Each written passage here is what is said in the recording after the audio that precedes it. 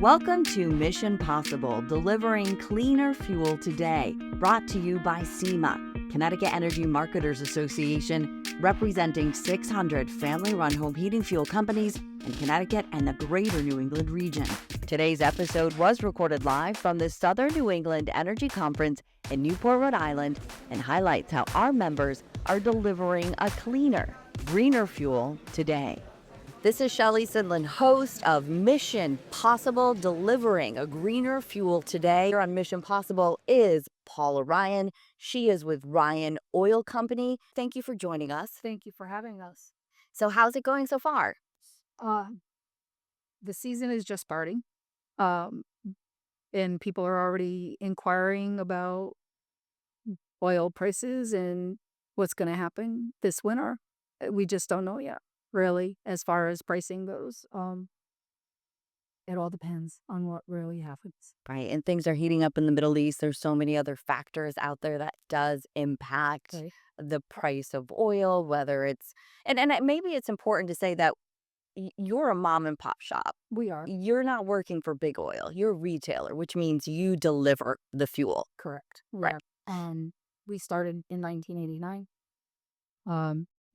My son runs the business now, and he's bringing it into the future, hopefully, and making it sustainable. And with what we have to contend with the state and what they're trying to do with greener fuels and doing away with fossil fuels, it's a challenge every day. It's a challenge. We'll get to that a little bit, a deeper dive into that. But this is a good place to start as far as the history behind your company. It's something to be proud of, and the transition to where we are today. But the past is still relevant as far as how we got here. So tell me a little bit about the history of your company. Um, my husband started it in 1989, like I said. His story is that he got into the business when he was working on a farm, and on a Friday, Saturday night when he wanted to go out, if the furnace or boiler went down in the barn, he had to fix it or learn how to fix it so he can go out and have a good time as a young man. And that's how he started in the business. I joined him about 22 years ago, running the office and customer service and scheduling everything. And he was out delivering oil, doing the service work, and now our son runs it. Ed passed away about 3 years ago, so that's when Eddie Jr. took the company. Oh, I'm sorry to hear about that. Oh, thank you. Yeah. Oh, So your sons and you, yeah, you're now running the company. correct. Yes, according to my son, I cannot retire. Hey, I hear you. I don't think I'm ever going to retire either. So how has your business changed over the years? Just, you already told us about the change of your son and you now running the company. How has it changed overall when you started? What's the type of fuel you were delivering versus now? Oh, Uh, it was strictly number two, home heating fuel. Um, Today, it is a biofuel, which is a lot cleaner. It burns more efficiently. Uh, so many things are changing. The different blend is changing. Um, we are delivering a 5% blend, and there are companies out there that are even delivering a higher blend. We choose to go along with what most of the industry is delivering and what we're available to pick up, what's available for us to pick up instead of us blending it.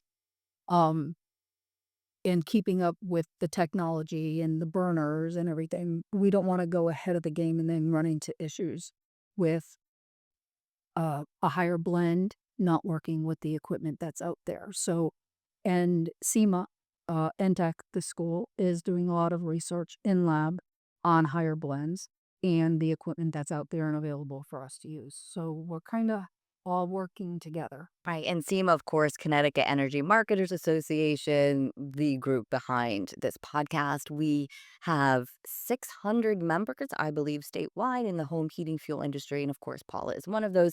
When you talk about the number 2 blend, I have that correct, right? That's kind of the home heating oil, what that was maybe used in the 80s. It had, tell me, it was a little bit, it wasn't as green as it is today, correct?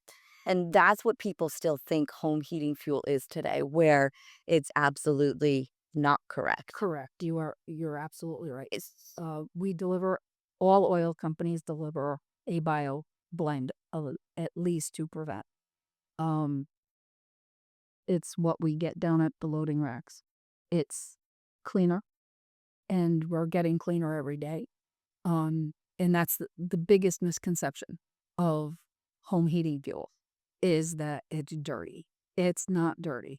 We are the only fossil fuel that can become cleaner. Natural gas can't become any cleaner than they already are. Um, People who say that electric is clean, well, that's debatable. It's a clean energy when it's finished becoming electric, but as far as what makes it, it's fossil fuel. right. And different types of fossil fuel, Correct. whether it's coal or natural gas. A lot of people don't realize natural gas is also fossil fuel. So I'd like to define that.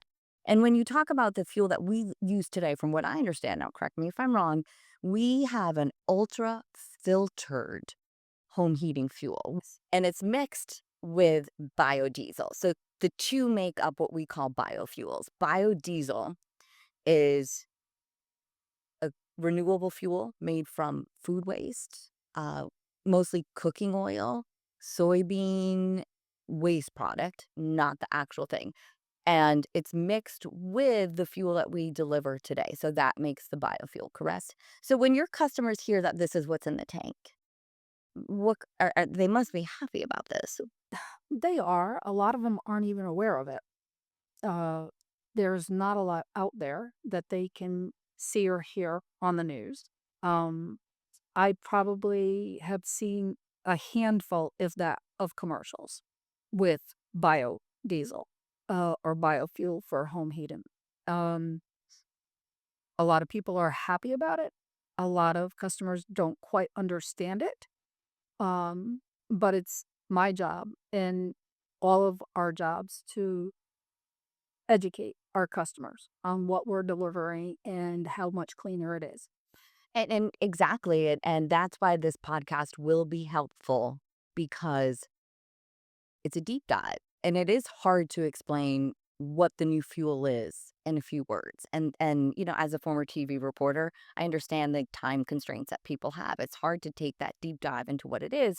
So not only have we changed our product, we've changed our mission, and we've also supported a law that basically told the home heating fuel industry that we need to be greener. Right now, you talked about the 5% blend. And for me to explain that, that's 5% biodiesel that is blended with the ultra Correct. light. Correct. Am I using the ultra light home heating fuel? Low carbon. Low carbon. Yeah. So in every year, or it's going to go up, right? Within a decade, it'll We're be about a 50% blend of biodiesel. right.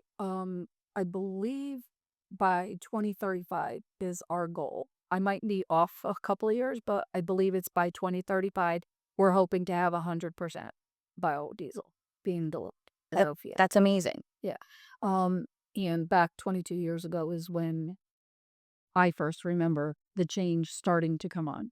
Um, it it's amazing how far we've come it with the heating oil industry, and again, a lot of people just don't quite understand what it is. Well, and that's my job, right? And your job. It's why we're here today. Um, how difficult, or no, let me ask you this. Why did you want to change? Why did you want to change your business model? Um, we need to keep up with the technology that's going on. We need to keep up with things that are going on legally, legislatively, and trying to fight legislation and going green, if you will. We have to. In order to keep up and keep that path going and to bring the company into the future, we have to grow with what customers want. And them wanting a cleaner product is one of the most important things that's out there. There's a lot of fighting. I think a lot of legislators and people that want to go green don't want us in business. So we have to prove to them, basically, that what we're delivering and what we do is essential, especially for the Northeast states. And what concerns you with the efforts? When we talk about lawmakers, we're talking about Connecticut state lawmakers. And yes, every session, it seems to be something that comes up where it almost seems like they are trying to put us out of business. And our stance is fuel diversity is key here. Look at your electric bill. We're going to throw all of our support and future and utilities. How's that going to work? So It's not. All of these supplies for heating, for product moving, cars, everything. We have to learn all how to play in the sandbox together. We're all different. We all do some of the same things, some of the different things, but we all need to help each other out. And we need to work together. And we need to learn how to play together. There's a time and a place for everything. Going all electric is not a good idea for any state in the Northeast. Just like trying to push a few years ago for natural gas. They were trying to do that. We need the diversity of everything. There's not natural gas everywhere. And that's where the home heating bill comes in, or coal or pellet stoves or whatever. We all need to learn how to work together and help the communities stay productive. and keep people safe and warm during the winter months. Any anything else you'd like to tell us about the people that you serve, customers? Any personal stories you'd like to share about the people you help, what they mean to you? My customers are great. I love my customers, and I try to help them out in any way I can. There's a lot of agencies that can help the elderly. And if I see a customer that's out there that is struggling, I will try to help them as best I can. If I know there's no one there in their home to help them, I will make a phone call and say, "Hey, can you reach out to this customer and see if he might be able to help them?"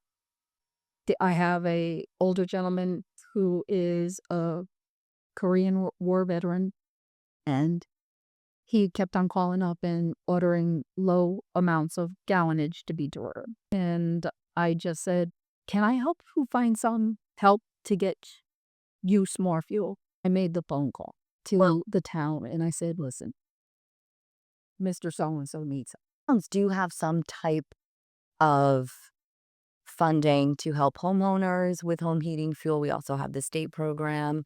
So you go above and beyond to help your client, to help your customers. And I have to say, I can't imagine a utility company doing the same. No. And this is the mom and pop type of business where you get that personal customer service, where you really care about your customers and you want to help them. Yeah, and that's part of what we need to get out there, to get that out in the public eye about what we do for our customers. There was another customer whose daughter lived out of state, and I was able to get her help through one of the other towns that we service. And receiving a letter from her daughter just brought tears to my eyes because she was so thankful of what I did, and she had no idea that the help was out there for her mom. And it's not publicized. And a lot of our elderly customers, they weren't brought up to put out their hand. Yeah, it's a pride thing. And they will try to struggle through.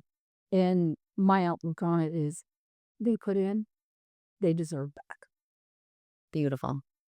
Let's talk about the future of the industry, and then we're going to call it quits from there.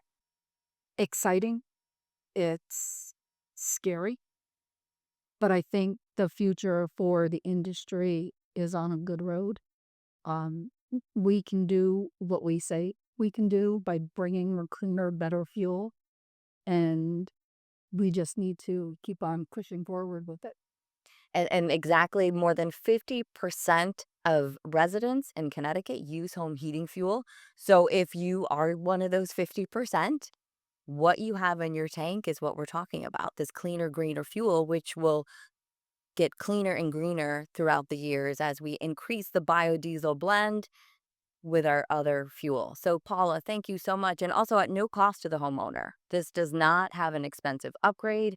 Like if you're going to put in a heat pump, there is quite a significant cost associated with this. So this is something we are doing today, not tomorrow, not 10 years, today, to make a difference in the future for Connecticut and the United States and the world. And fuel in the Northeast is so much different than fuel throughout the country, and people need to know that we're on a different level here because we have made the change. We decided to change. So Paula, thank you so much for joining us. And if you have any of those stories with your customers whom you help, I'd love to talk about that. We could do a whole nother podcast on that. So please keep me posted. And thank you so much for your time. Thank you. Take care. Yep. Bye-bye. And thank you for listening to Mission Possible. Be sure to tune in next time to hear more stories on how our members are making a difference. We'll see you then.